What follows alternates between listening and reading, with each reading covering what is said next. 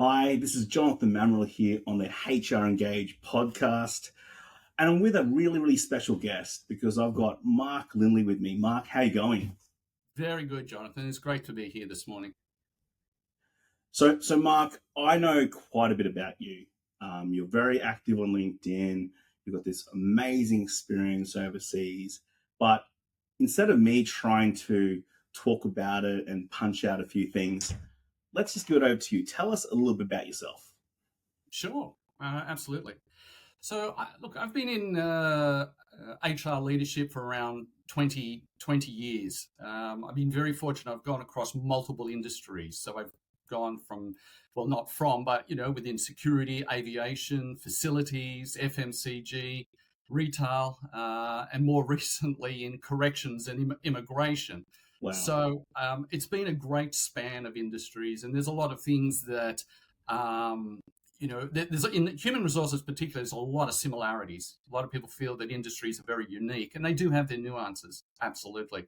However, for human resources, it's pretty much same. People, they want to get paid, they want to come to work, they want to enjoy what they're doing, and they want to go home. So it's not, they don't vary too much from the industries, but as I said, the nuances do.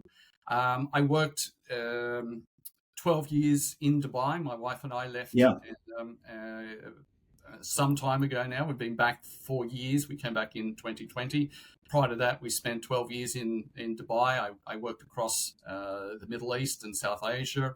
I had some very large portfolios. I was working in some of the global top 50 businesses. And, it gave me great exposure to many facets of different working styles and environments, that's for sure.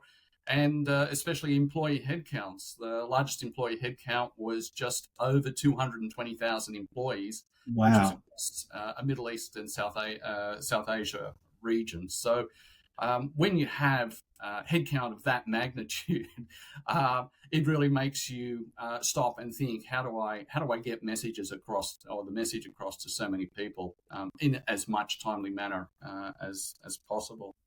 I want to pick Again, up that communication point yeah, in late a little bit later, but I just want to ask you a little bit more about that overseas experience because I sure, think a lot of HR Engage podcast listeners would love to hear about someone who's actually gone overseas, and in particular for you, it was the Middle East, correct. Dubai in particular. Tell us a little bit about that experience. So, firstly, how it came about, and also just tell us a little bit about the experience. Obviously, you had that big head count, but I think Sure. it'd be really of great interest to the HR Engage podcast listeners. Absolutely. Look, I think my wife and I have been prolific travelers. I think before we even decided that we would like to go over and become expatriates, Yeah. we'd already traveled to around 70 countries. So, that sort of sense of adventure was always within us. I think that for me, we both got, my wife and I got to a point where, we're sort of at the head of where we can be in Australia at the Yep. time. And what have we got to lose? We go over for 6 to 12 months. If it works, brilliant. If it doesn't work, then we come back home. And I think that, we're very fortunate in Australia. We have that opportunity, because a lot of people leave and they just, as we know, can't go back for many reasons. Um, Look, I think why we decided to go to Dubai is that English was the business language. I Okay. was originally looking at Hong Kong. However, there was some opportunities, with certain complications, especially getting into particular roles at a senior level and complexities with languages, and that as your region increases. Working in the Middle East is it was just incredible. I think people ask me how did I manage that such a change, and it was. And I think, first of all, you really need to immerse in the culture, and I don't mean just learn a bit of Mm. the language and eat a bit of the food. I mean really understand the history. And if you understand the history of the region that you're working in, it gives you more insight on how to work with Gulf nationals in particular. Yep. So I think that was a really key aspect of it. Um, look, HR, as I mentioned, is very similar no matter where you go. Yep. We're all people. We all come to work. We all want to earn money. We all want to go home and enjoy that with our family. So the vast majority of that doesn't change. What does change is how it's applied locally under the various laws that exist. Mm. And places like the UAE and Saudi Arabia in particular, their laws, their employment laws are pretty straightforward. If you read it, you get it. So you don't you don't really need, unfortunately, a lawyer to interpret a lot of it. It's very black and white. You do this and you'll be right. You do this and you'll end up in the courts. Yep. So I think that that aspect was a real benefit. The first company I went work for, I was Emirates, and I was working in their group security, and I was their group HR director, and that was around 55,000 employees then, multiple different divisions.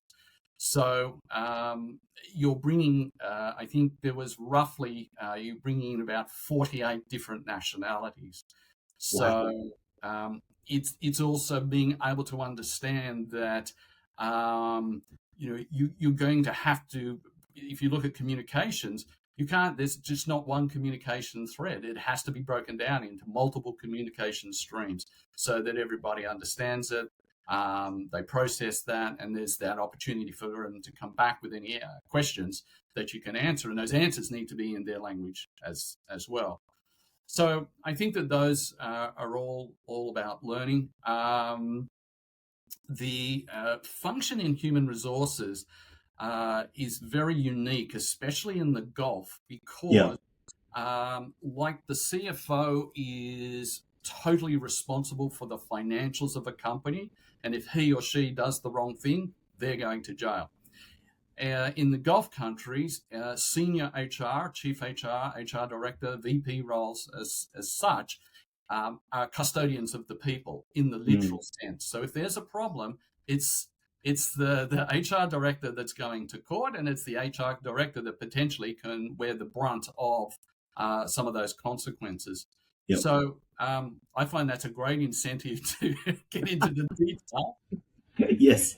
Make sure you're doing the right thing and going in the right direction. But I think immerse in the culture, understand the culture, definitely learn the language. And I was very fortunate that I had some good tutors in Arabic. Yep. And I think the other thing is just really, really enjoy it. Every day is going to be different, and really enjoy it.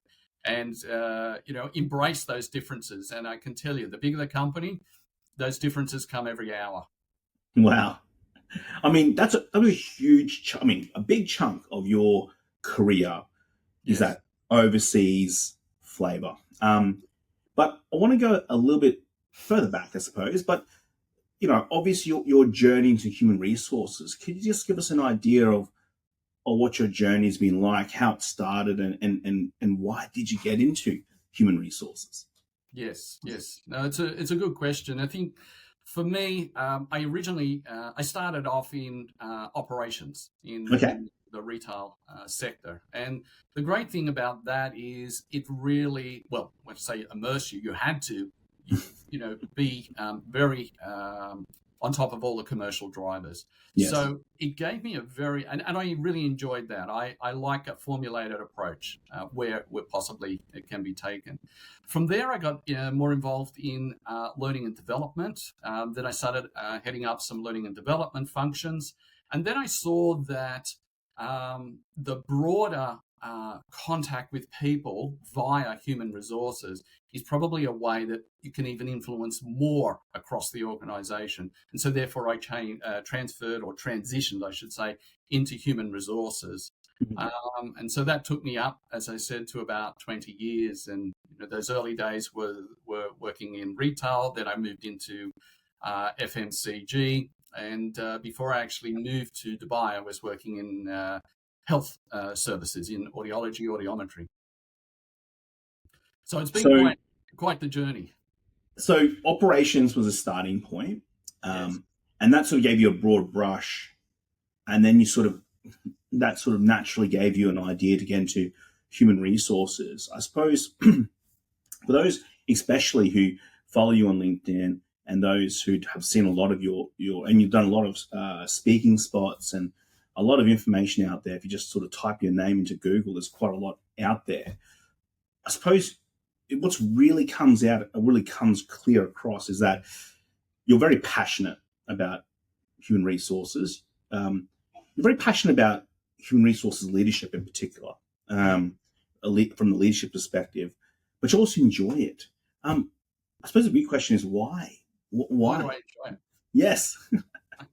Look, I think over my career, I'm not the uh, perpetual student, but I would say I'm the perpetual learner. So whether I Mm, formalize or learning off somebody, or surfacing what I need to know myself, I'm always learning more. And one of the things as you mature through your career, you realize, especially in human resources, that a single person can be the trigger to change a whole situation within an organization, mm, especially at the leadership level.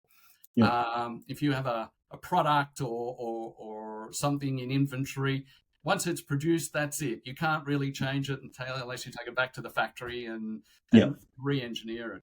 With people, they're continually evolving, and that is my passion.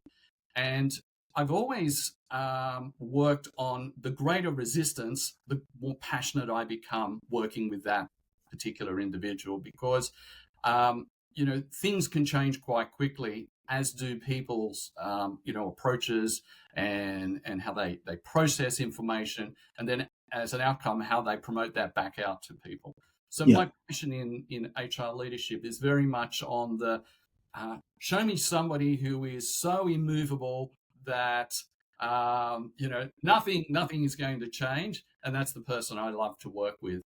And it's not for my ego, it's for about how I can dine out on the fact that if this person that I've worked with or this team that I've worked with actually start to see things different, do things different, and therefore get different results, those are the results I dine out on, and they're the things that I do get very and highly motivated with. And that's what it is. As people, there's endless possibilities, and it's just finding the trigger in an individual's capability. And once you find that, it's amazing what can happen as an outcome. One of the things I know about you is that you've really also focused on that HR coaching or um, HR leadership function, helping HR professionals um, increase their capability, ability, get them into more leadership positions. When did that sort of all come about? And I suppose, what are some of the learnings that you've seen come through or shine through? So, where did it come about, and what are some of the learnings? Sure. I think where it came from is, again, as time progresses Yeah. and you get into a leadership role, and then you're leading HR leaders, as an example. Once you're in meetings or forums and you start to see that the failure on their behalf is because they haven't said anything, or their Mm-hmm. failure on their, and I'm using the term failure, unfortunately, or the failure for them to be successful in that meeting or that forum has been based on the fact that they haven't read the situation, or they've come in with too much facts and figures and not enough understanding of what the business or the leadership team or the board really want to know, not want to hear, but want to know. And so I think I'm a person that I don't really sort of yell out in the meeting, but I sit there thinking, now's the time. Stand up and speak your mind. And I think that if I was to say, or if I would really summarize that, I would say everybody in HR, from a leadership down, needs to know the commercial drivers. They need to know Yeah. the seasonal aspects of the business, the highs, the lows, and the profitability. And the great thing about that is if you go to finance and say, I want to know about the financial drivers, they'll skip lunch. They'll come and see you on the weekend. They'll do whatever it takes because they love talking about finance. But more importantly, they love others outside of finance to know about those particular drivers. So it's not a hard thing to do. One question I was asked, or somebody, a great CEO put to me many years ago, which was a great mentor for me, said, you know, Mark, what I want you to do is I want you to tell me how much does our business need to generate in revenue to pay your annual salary? Mm. And I said, I don't know. And they said, and the CEO said, when you find that out, that'll unlock the key, or that'll be the key that'll unlock the door for you to understand the business. So Wow. whenever I move into, be it full-time project, whatever, with leadership teams, it's a question I ask. I said, do you know how much revenue needs to be generated in a series of services or products to pay your salary? And once you know that, you can talk more with more confidence when you go into that meeting. And so that leads into, you need to know the commercial drivers. And I think the other thing is to find your voice. Mm. And people sort of say about, well, I don't know if it's the right time. There's never the right time. Oh, the CEO's not happy about this, or the MD, she's not happy about that. Yeah. Yeah. It's good. But you may have the killer response for them that may change that around. The worst that can happen is they say, get out of my office. The best thing that can happen is they say, I never thought of it like that. And I think that it's dealing or having that understanding that leaders, even the greatest leaders, don't know all the answers.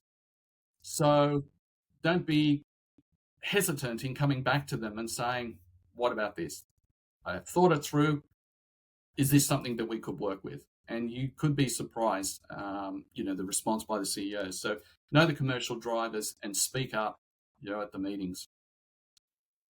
I wanted to also just, I suppose, take you back, if we could time travel a little bit and go back to the early career you, Mark. Um, full of gusto, still listening to his rock and roll stuff on a daily basis. So early career you, time travel back. What advice would you have for early career Mark? Early career. Look, it's a great question. You got very good questions. I think early career, I would say to myself, once you set sail or start off on what you're working on, no matter how dark it is, keep going forward, because you will find the light. And I think that what happens in everyone's early career is they doubt themselves, even when they do all the research. So you start off and then you think, gee, it's either getting too hard, it's getting too dark, it's getting too complicated. Maybe this is not the right direction for, we should be going. So, what I would say to myself is, as hard as it gets, keep pushing through. Okay.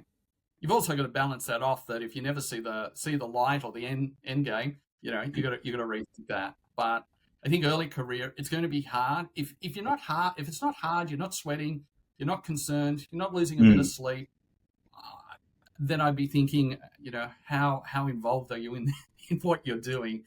And I'm not trying to dispel well-being and welfare, but a little bit of concern is good. So keep going. You'll find the light. So that push through a little bit, push those barriers a little bit. And I know, look, there's a lot of discussion around this. It's a very timely discussion around wellness, but you're saying from an early career perspective, just a little bit, push that little bit. Obviously, got to see that light, right? Yeah. Got to see that light. But you're saying push through a little bit. There are times where it just doesn't quite gel or doesn't quite drop, or you just have just don't quite understand. But you're saying just keep on going, keep on doing the right things, and it will eventually sort of work itself out. Absolutely. And at the end of the day, it doesn't hurt that you don't get there, but it doesn't hurt if people say, listen, it bombed, but my goodness, this guy's got resilience. He just keeps going and going. And I think in that early career, it is building those type Yeah. of attributes for people to see. And resilience is quite a component. And look, as we all know, the greatest learnings come out of the greatest failings.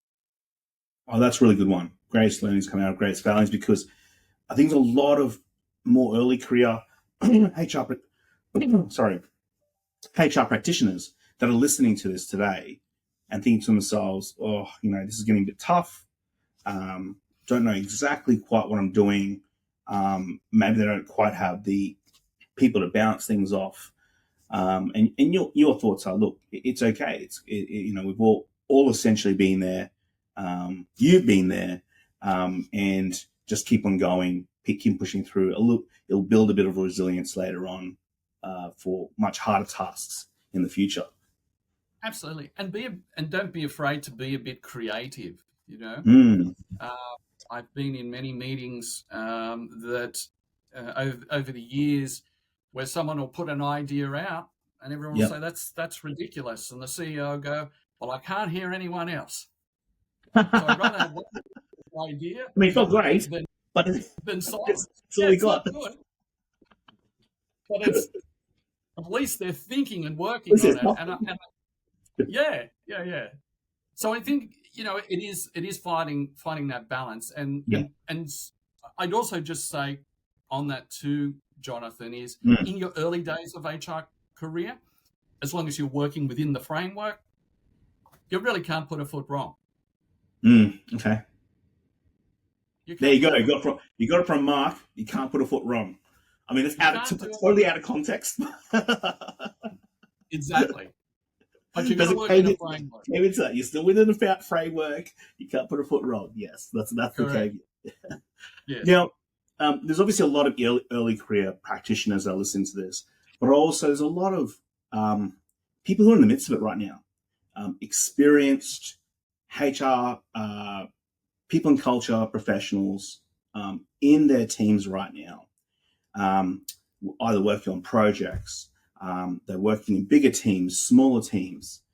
Coming from someone like yourself who's had so much experience in so many different industries and even overseas and huge headcounts, what are the two big pieces of advice you have for any person in human resources or is currently in human resources?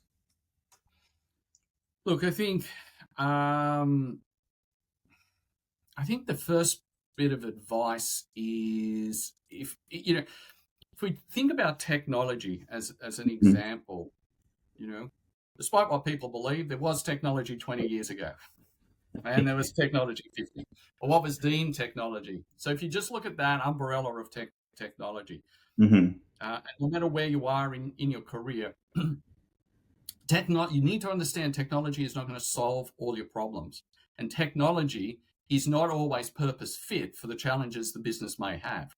Yep. So what happens is a lot of leadership get consumed with technology because it's going to address maybe headcount and operational and financial efficiencies. And that's good in the manual or the book or the sales presentation.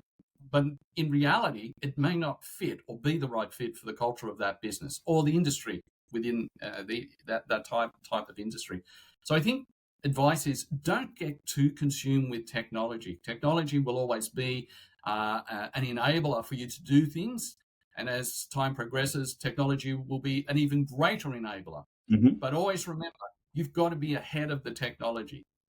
Don't get the technology taking over you and you being led by it.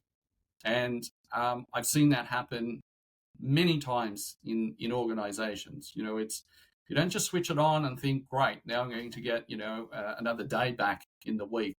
You've got to be ahead of it all the time. And if you do embrace it, you do take it on, make sure it's purpose fit, and make sure that you have control on every aspect of it related to that sort of HR function.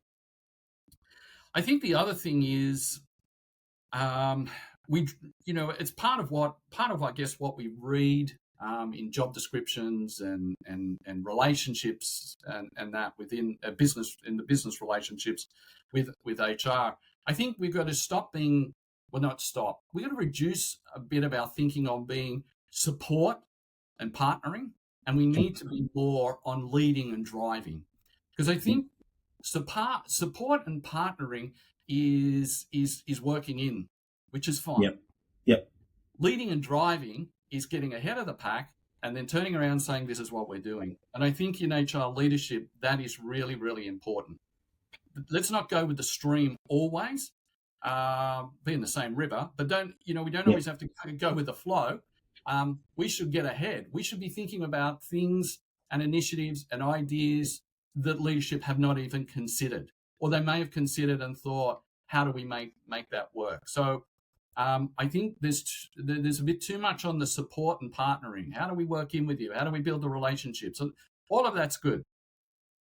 But I think get your head more into what makes a good leader, what makes a good builder of process, what makes a good builder of frameworks, So that's what I would be looking at. Driver and leader more so than partnering and support. When you say driver and leader, I just want to pick up that point. What do you actually mean by that? Like, do you mean that the HR manager or practitioner, they are leading the discussions, or they're leading through example? Like, what's your thoughts on that? Your thought process on that? I think they need to be that, but it's also leading on ideas. Leading on. I'm going to introduce something that we haven't discussed before. Leading on. Okay, we've got all of these analytics, but I've gone and found some areas that we're not focusing on. I want to show you that, and I'm going to lead that in the sense that this will provide the right information, or the more detailed information. So it's not waiting to be told, this is what we're doing. It's going into the meeting and saying, this is what I've surfaced. This is where we should be going. And I've never been in an environment where I, myself personally, or working, coaching, developing externally or internally within organizations, when somebody in an HR leadership says, this is where I think we should be going. These are some of the new ideas that I've had. And I'd like to sort of run them past and let's start talking about what HR can drive for the business. I've never seen anyone say, sit down, we don't need that. They all want to be open to that. And I think it gets back a bit to the, don't think that leadership, CEOs, MDs always have the answer. They don't. They're looking for the answer. So lead in the ideas, get the ideas, and then drive it. Don't sort of step back and say, well, we've got to get everybody, buying in. Sometimes you don't get everyone buying in. Sometimes you just got to run it until people get it. And, that's, I guess, taking a more bold approach. Does it work? I found it works in the majority of the time. Does it not work? No. Well, of course, you got to have a rapid retreat plan, but yeah. When it works, it's great. So that bold leadership around ideas, I really like that part that piece of advice where it's not just leadership from example, not just leadership from a management perspective, but also leadership on ideas. I think that's a really big nugget of gold there that I think a lot of people in HR and P&C, especially those who are trying to find their way. I mean, there's a lot of them with a seat at the table, and that's understandable. And it's probably because they've got that drive around ideas. But there's also people in that sort of middle bracket where they're not quite getting that buy-in from executive leadership. They're not quite at that executive leadership level, or they're not necessarily invited to be in that position. Definitely. And I think just one if somebody said, well, that sounds good. How do you get to that? I think it's definitely expanding outside your scope of HR. Okay. So I know myself, and I encourage others as well. If you're in an organization, if finance are going to a seminar, go to the finance seminar, go to the sales seminar, go to the logistics, the IT, because you're going to hear, HR have a tendency to only go to HR functions. Yep. but you can also go to other, you can also go to other events. So, finance, IT, sales, logistics. I've learned so much by attending events like that. And interesting enough, every time you go to such an event that sits outside that core function of HR, you go, now I get how that fits in, or now I Yeah. understand why that what we're probably sort of campaigning and pushing is not working. Because this is, and you also get to understand what's new and Yeah. is out there. Biggest feedback you hear with HR functions when you talk to people is, say, yeah, great, very motivational speaker, really like it and such. But as you get to a certain maturity in HR in your career, it's not that you can't learn anything, but your external learning gets less. So you've got to Yeah. go out and start finding new areas. And that's what I'm saying. Outside the function is a great way to build more of your skill set, but also start to foster that creativity.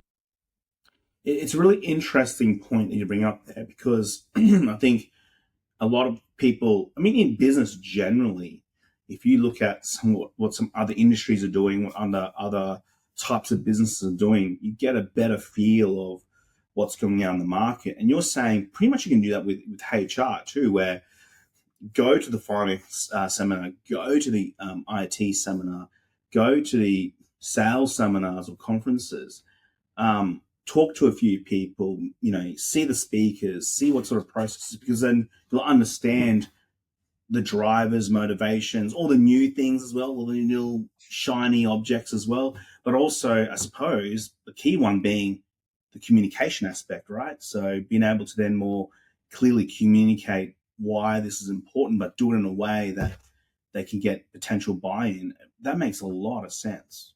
Definitely. And you're talking to very current, just-in-time Yes. information, and maybe something, if you want to, we can talk a bit later on. But, I'm doing quite a lot of pro bono work at the moment, Yeah. performance coaching for some HR leaders locally and overseas.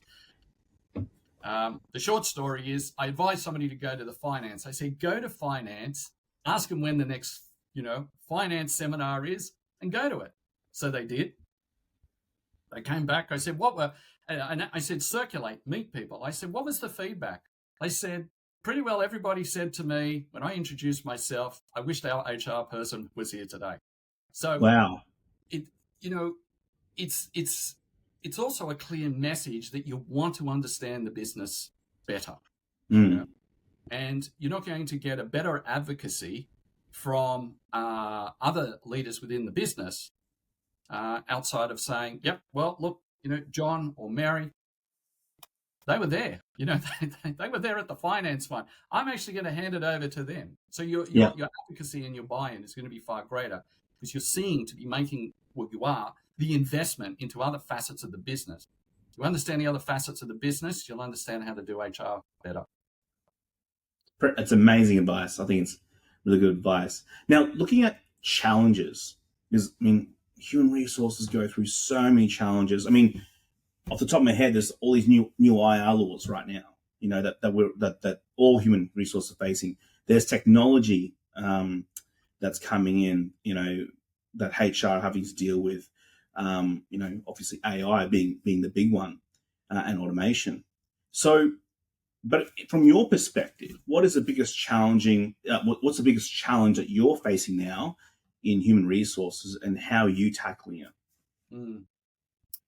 I think it goes a bit back to what we tipped on before or a bit earlier, Jonathan. I think with the technology is, for a lot of businesses, what I'm seeing and people that I'm talking to is you take AI. So advancements and changes and introductions and utilization of AI by different companies. HR leaders are getting bombarded by their CEO or MD or even IT and finance. Get out there, find out. We need to adopt it. And that's the biggest challenge because, as I said, of course, certain aspects of the business technology is definitely going to create great efficiencies. Yep. Where the challenges are currently for HR leaders, they need to, instead of getting taken away by the rip, in the sea, they need to say, okay, well, I'll go and have a look. I need to also find out, is this, and assess and understand, is this right for our business? Because it's not always right for the business. And, it's like analytics. People are going, a company how can I put this? A company I was working as a project for, they had the best analytics that I had ever seen. But it was coming off the conveyor belt, and it was just like a mountain of information. And Yeah. they said, well, we can tell this, we can tell that, and all of these great, it's all real time. I said, great. So what is it saying to you? If you get an aggregate of some of that information, what's it saying to you? And they're saying, well, that's the challenge. We haven't had the time, the capability or capacity to process it. And I said, well, first thing you need to do is start looking at what information you should be looking at and what information you don't need to look at. And so I think that they're the challenges with the technology. Don't let it fly off the tidal wave, and you have to take all of this on. You don't. There's some great things for organization. Could be year 3 of your 5-year plan. It doesn't have to be tomorrow. So I think that that's the challenges. You need to push back a bit on the technology and the AI in particular. So that pushback obviously is one of the challenges. I mean, technology is a big challenge. I mean, I'm going to ask you this question because I think you might have already answered it, but I'm going to put it to you in a different way. So what is the one thing about human resources that people might disagree with you about?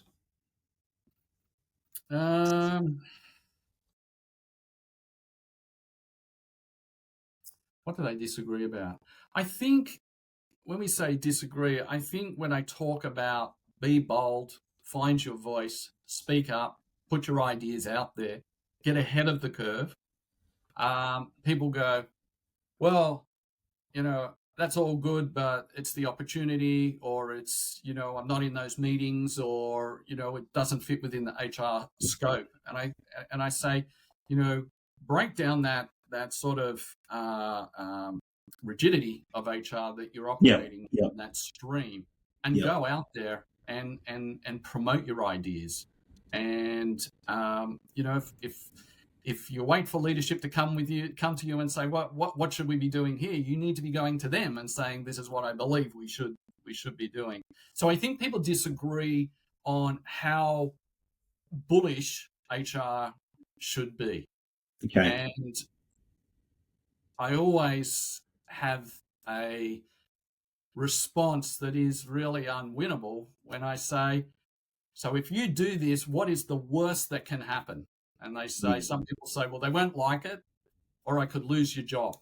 Okay. And I said, I can tell you now, 1, maybe they don't like it, but 2, if you're good at what you're doing, it's highly unlikely you're going to lose your job because you had an idea. Yeah. So, I always think, get that context in your mind. Think about what the worst could happen. Understand it probably won't ever eventuate, and be more bullish. Be less risk adverse, and those are that's what leadership are looking for. They're looking for a strong voice. They don't have to agree with you. They don't even have to agree with you if it's a good idea. Yeah. As long as they see it's a good idea for the broader business, they'll get behind it. Just going on to that a little bit more, because you talked about taking those, really getting to understand those commercial drivers and not being afraid or being bullish or being bold around leadership, around ideas. Is this sort of packaged up in this whole idea of being able to create value, so that there's some value that, let's say CEO, just as an example, a CEO can go, okay, that is what my HR leader is bringing to the table. Not all of it we can implement. Not all of it's actually a great idea, actually. And not all of it we can fund, or it's just out of, there's no resources there for it. But because there's a different type of thinking, or there's a different way of thinking on the human resources section that's sort of spinning through to the other areas, it's something, 1, I'm listening to, and 2, I'm actually considering, and I can say, that team is bringing, or that person is bringing value to me that I can then make decisions on. Yeah, absolutely. I think, broadly speaking, and Mm. finance people hear this, they'll go, no, I disagree. However, there's only, broadly speaking, two financial indicators. Of course, there's others, but there's only two Yeah. financial indicators. And then for an organization, how much revenue we can generate, Yep. how much cost efficiencies we can generate or save. So how much can we make and how much we can save. Yep. So I always think they're two good reference points. And I've spoken to HR leaders on, think of those as two reference points, and how would your strategy work its way to either one of those? Ideally, if it was both, great. But you're either making money for the business or you're saving money for the business. Mm. And I know people in HR tend to say, and I've heard this a lot, yes, but on the balance sheet, they don't look at the savings as much. Well, I disagree, because you need to look at how you're going to promote it. And also you've got to have a plan that sits behind it. Everyone can save the company money, but the company doesn't want to take 5 years for that to happen. Yeah. I think if you focus on, is this going to make money for the business, or is this going to save money for the business? Harness that and then work on how that plan's going to build out from that. Of course, things like, a good culture makes people happy. Happy people are more productive. They turn up for work and they'll give go the extra mile. Yep. I know that that's all framed different ways, but at the end of the day, that's what it is, and that's great. However, you've got to look at, well, how are those efficiencies? What are the timelines for those efficiencies? Is it going to address attrition? Is it going to increase attraction? Is it going to get people more more productivity from new hires, day 1 to 30 instead of day 1 to 90? So there's lots of good variables that you can work within to demonstrate efficiencies or contribution to revenue. So we have a tradition here, Mark, on the HR Engage podcast, and it's basically a whole pile of rapid fire questions about you. You basically need to answer the first thing that comes to your mind, I suppose. Yes. And we'll go from there. How does that sound? Sounds good. Good. Okay. So first question, Mark, what is your favorite movie? Look, I have a few. I think for me, my movie has to be Back to the Future. Oh, yes. So good. Time travel.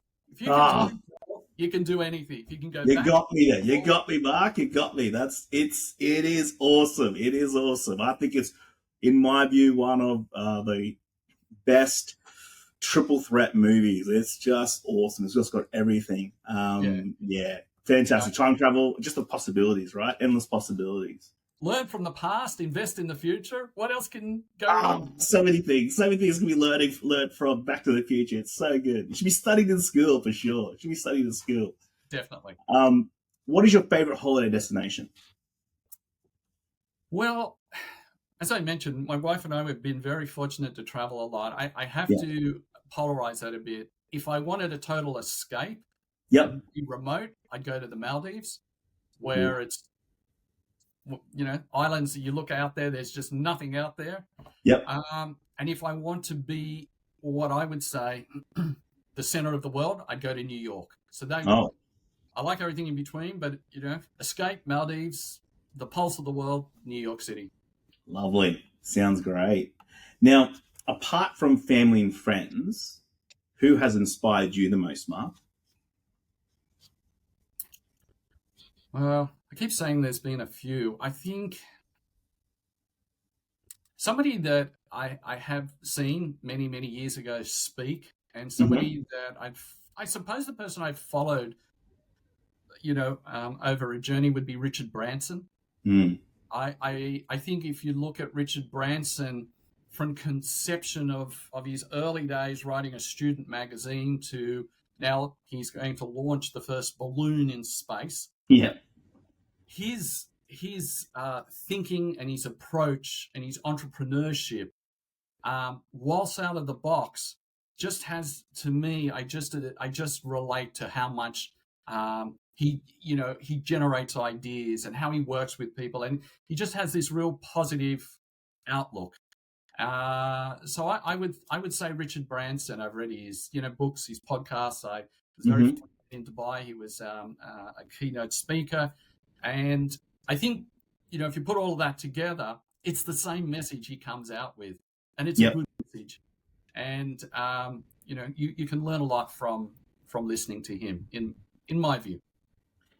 He is very inspirational. I think entrepreneurs have like sucked him in as the person they go to, but I think loads of people from different types of industries and to professions can also get a lot out of it. It just has, especially the out of box thinking, and he came close quite a few times as well. He still, as you say, pushed through. He still pushed through. Like he gained some resilience and just kept on going, especially during those sort of airline wars where a lot of things were going against him. So you And just, yeah, sorry. the airline one's is a great example Mm, for any business.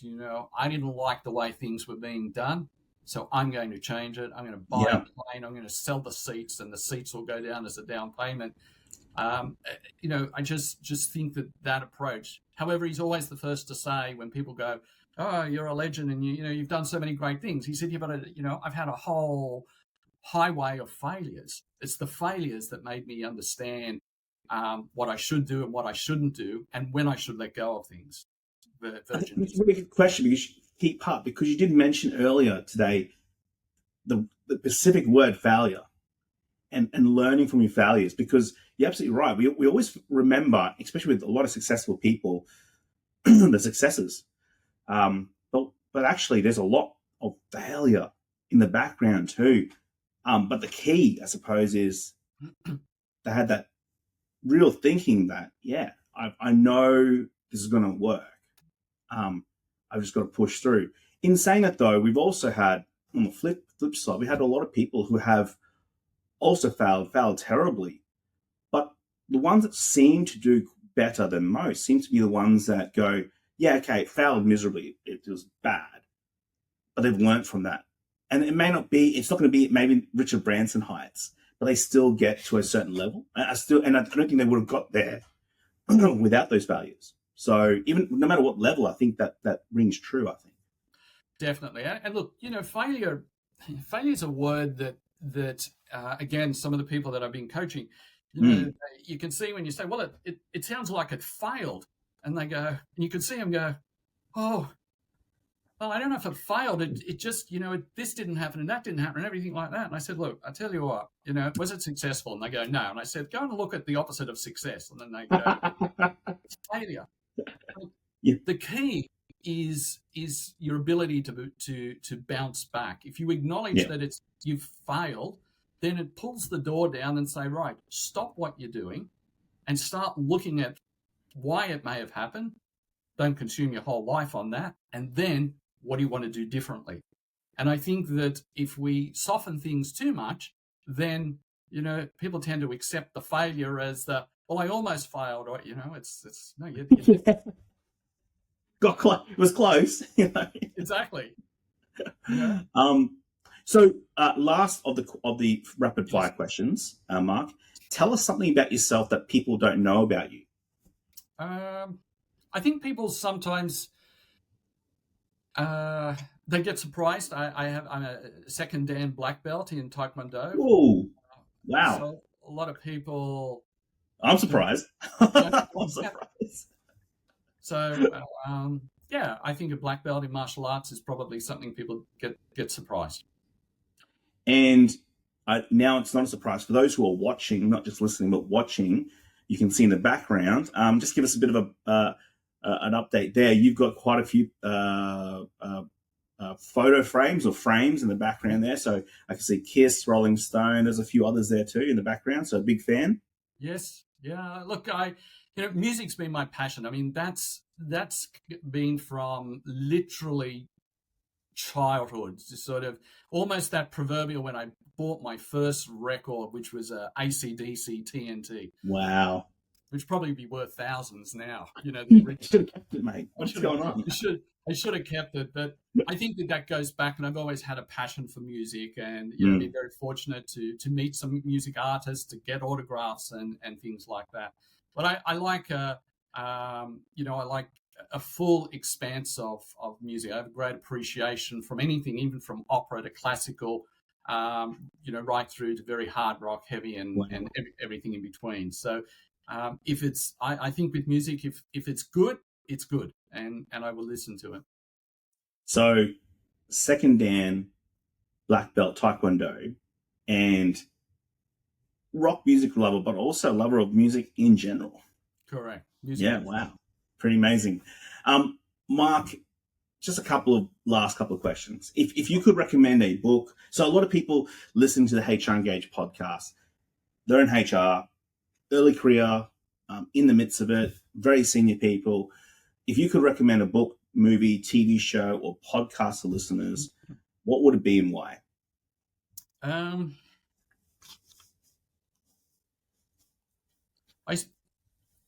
I saw a series. It was a mini series about a year ago, and it had been out longer. The challenge living in Dubai is high censorship, so not everything comes at the movies or on TV. Yeah. So my wife and I, when we came back, it was all catch up. Of all the things that we may have missed. Just binge watching. Just keep watching. We'd say to people, "Have you seen so and so?" And I went, "It was like 6 years ago." And I go, "Oh, it's So we're catching up with that. But we had a recommendation from somebody, and anyway, it was one called The Looming Tower. And The Looming Tower is a series, 3-4-part series. It's about the lead up to 9/11. Okay. And why, and there is a lot on that, and why that stuck in my mind, which I watched 12 months ago, is it was a great example of having hundreds, maybe thousands of really, really intelligent people getting it wrong. And I don't want to say too much about it, and some people maybe listening have seen it, but if they haven't, I think it's great from many perspectives, from an HR perspective, but just if you want to see something that just shows about poor leadership, and when I say leadership, I'm saying across multiple, different areas. Poor leadership, poor communication, arrogancy in position, and just just getting it wrong. I think it's a great movie, and it has an excellent what I would say moral as an outcome. It may not be for everyone, but the Looming Tower was a movie where, as I say, thousands of incredibly smart people got a situation wrong, and sometimes it takes you back to somebody stuffed up. No, a lot of people stuffed up, and it can happen anywhere, in business, in all walks of life. So some very interesting morals as an outcome of watching that movie. It's really interesting, and a great recommendation. Thank you, Mark. I think we all try and have a think about failures as one point. There's one point where it failed. I think when we look at a lot of issues in the workplace, actually what we find is that it's not just one point, but many different parts. And it could be anything to do with, could be miscommunication, failure to communicate. It could be a process, it could be a policy, not understanding a role. It could be that there's problems at home that no one really knew about. There could be misalignment in terms of values. There's so many different ways. But I think a lot of us try to just go to that one point. Oh, this is the thing. If we do this, it will make things better. It will be a success now. I think we need to look at that and go, well, actually, there's several parts. I agree. The thing, it takes longer. I think, and not just longer in time, but also in mindset. It takes longer for us to digest that. And I think it's a really good point, that it's not just that single point of failure. There's actually multiple points, because even a single point of failure has actually many different decisions or issues that led to that. Right? Am I right in saying that? Yeah. Absolutely. That single point of failure is built on multiple Multiple layers. Multiple smaller layers. areas of failures. Yeah. And I the only well what I would add to that is when you do review the process, and I've said to people, well, let's go back and let's look at it, and then they'll come back and say, no, we've tested it, it's right. And then you pinpoint a few things, and I say, have you looked at that? And they say, well, no, because it's only a small component, and we've always done it like that. Yeah. Go and have a look at it. And then they'll come back and say, oh, you're right, actually. I read the policy, and yeah, maybe that's not applicable. So that's why it's taken it off on a different tangent. So I think it's, the big stuff is obvious. Yes. When you go back to those failings, don't overlook the small things, because it's the small things that can really trip you up sometimes. It's been an absolute pleasure to have you on board, and I want you to finish off with: is there a quote or a moment of inspiration you would like to leave us with? Look, I rotate quotes around. One of my favorites that I put up is life is either a daring adventure or nothing at all. Oof. And that's how I look at it. A daring adventure or nothing at all. And I think that really links up with your message. I think there's so many nuggets from today. That whole idea of bold leadership on ideas, not just what we would look at from leadership from a management perspective, but ideas from a HR sense. I think that's a great one. I think just that pushing through that resilience, I think that's a really good one. I think that's reinforces what a lot of people have been saying. That idea of failures, that yes, there's going to be, and taking inspiration from people like Richard Branson, there are actually going to be more failures, and that's okay. Accepting that, and also figuring out what went wrong, but that can lead to success, and not just look at the success as the end result. So many things have led to that, and I think just your passion for HR. In that leadership space in particular, and just having that broad experience overseas with such huge headcounts, I think you've just brought such great little points and nuggets of gold today.